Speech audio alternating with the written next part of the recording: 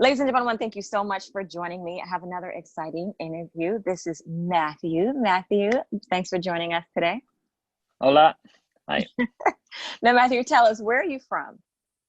Originally, I'm from Johannesburg, South Africa. And where are you currently? I moved about 2.5 years ago to Amsterdam in the Netherlands. And how did you pick Amsterdam?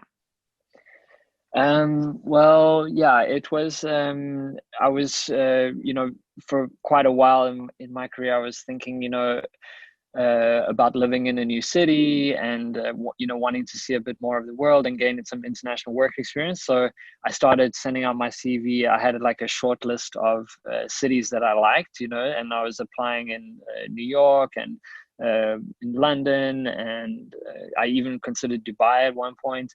And the more I learned about Amsterdam, the more I thought it seemed like an awesome place to live, like with a good work-life balance. And also something kind of interesting is South Africa has a bit of a Dutch colonial past. And so one of the official languages in South Africa is almost a subset of Dutch called Afrikaans. And so like I kind of did that all the way through high school. I was never really that good at it, but I had some background in it. And so I thought, at least that's a step in the right direction of knowing the native language here, which turned out to be much different. But it still helps, and I'm getting better with my Dutch every day. And what type of research did you do? You talked about in your career, you kind of wanted to move abroad. So did you work remotely, or did you find a physical job in Amsterdam? Yeah, I got a physical job. And actually part of my interview process, I was kind of pretty far in like the second or third round doing an interview for a digital marketing position, kind of like I'm in now. And my dad gave me some advice, and he said that, you shouldn't be afraid to say to them that you're willing to get on a plane and come meet them. I know now we're living in slightly different times, with this pandemic and stuff, but I think that really helped me get the job actually. And so, yeah, I got on the plane to do the final interview, and it went really well. And yeah, so it was a kind of, it was a 9 to 5 kind of desk type job, but the company itself was a fairly modern company too. And they were always very supportive of people if you want to work from home, or take a pajama day, or go brainstorm in the park. They're really supportive of that. Same like my current company. And so when you did some of your research, was it solely initially on employment, or did you say I wanted to go to these countries because of weather? Or I know part of it was knowing the language and that type of thing. So what else did you kind of consider? It was, I think for me, it was more about gaining some international work experience. I don't think anyone is crazy about the Dutch weather. I mean, it's a bit rainy usually. I mean, today is beautiful and we're going into summer, so we're going to have a nice few months ahead. But in general, it's pretty gray and rainy. But it is also one of the most beautiful cities ever, like canals and the beautiful architecture and all of that. So yeah, I mean, for me, the city has a lot of beauty in that regard. But my main reasons for coming was more like career motivated, and I wanted to rather, increase my earning potential by earning euros as opposed to South African rands, and those kind of things. And so how did you go about trying to find jobs in a whole nother country? Like, what process did you use? Certain websites, or how did you do that?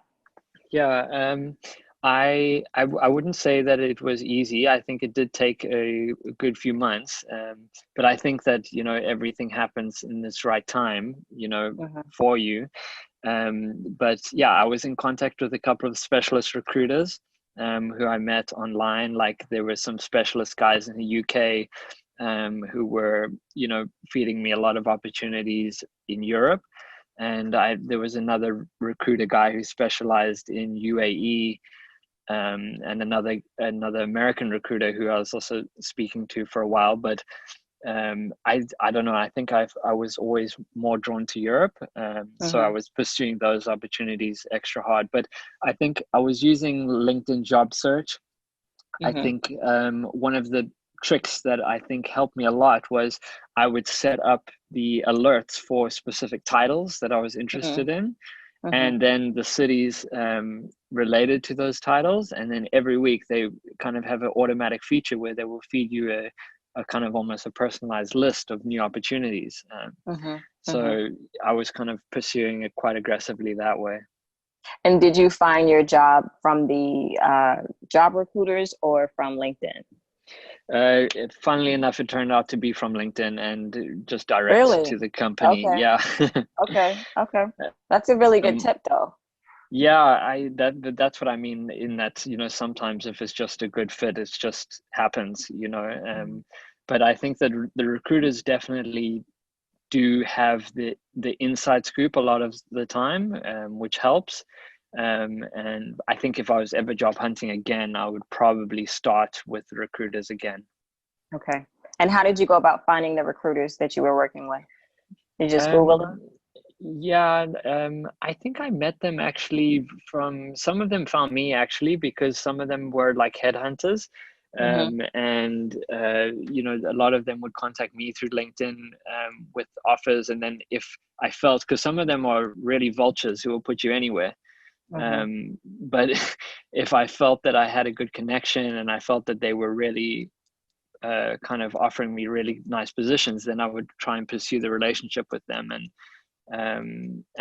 work with them on kind of refining my CV and that kind of Mm-hmm. thing. What did you have to do as a South African citizen to stay in the Netherlands for a long period of time? I'm sure you got a work visa, but what was the process in you having to do that? Yeah, it was quite difficult. Really?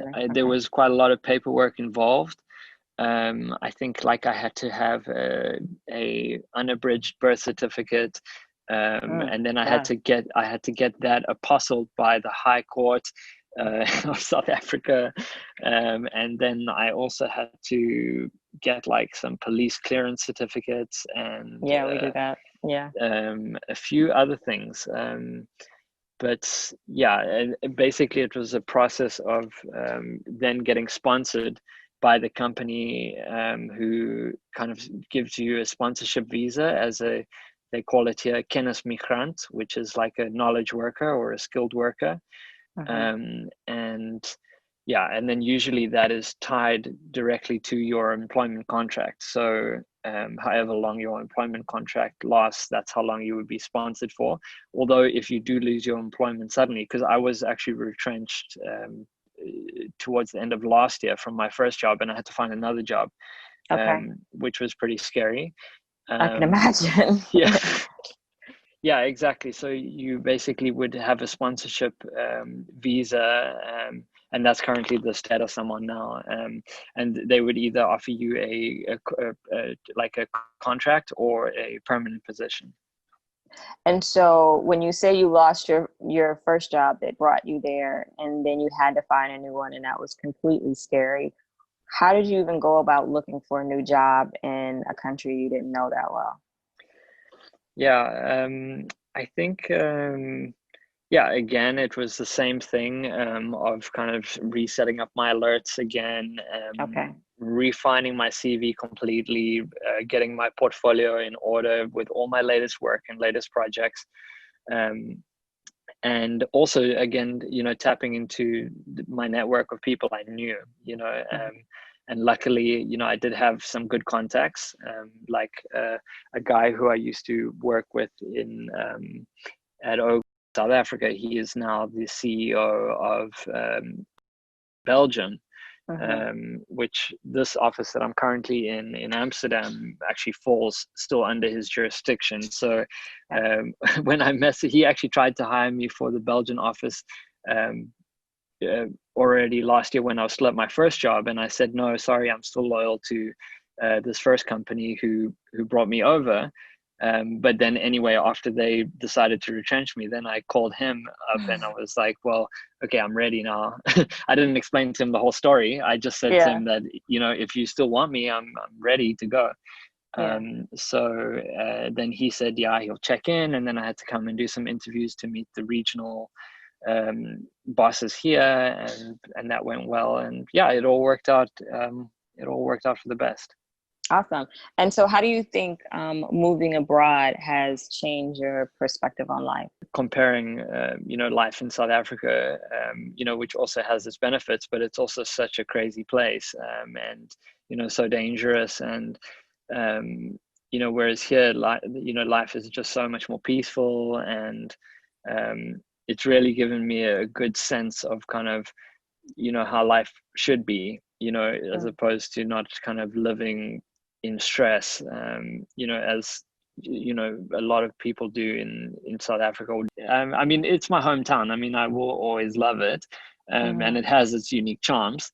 But I think, for now, I'm getting to a stage where, I would think of family and that kind of thing. And I think this has just given me a good sense of the kind of lifestyle that I would want to live in, and the kind of society that I feel is a better place to have a family. What advice would you give to those individuals who are considering moving abroad? I would say that, definitely you've got to do all your research, as in terms of having all your paperwork ready, which you can, I mean, if it's anything like South Africa, sometimes working with Home Affairs and the bureaucracy can take months and months and months. So if you are thinking about it, start that process of getting all your papers in order. I think that, a big part of people moving is finding the job first. So I would say that, enthusiasm wins the day, often with kind of potential employers. So just putting in that extra effort to know about the positions that you're applying for, and to really, really invest time into your CV and showcasing your recent projects, and taking interest in their business. And are you saying CV? Yeah, sorry. I think you guys Americans would rather say resume. Okay, resume. Got it. Okay. Yeah. Yeah. South Africans, we say CV. Yeah, Okay. I think it Okay. stands for curriculum vitae. Might be a British thing. I don't know. Okay. Okay.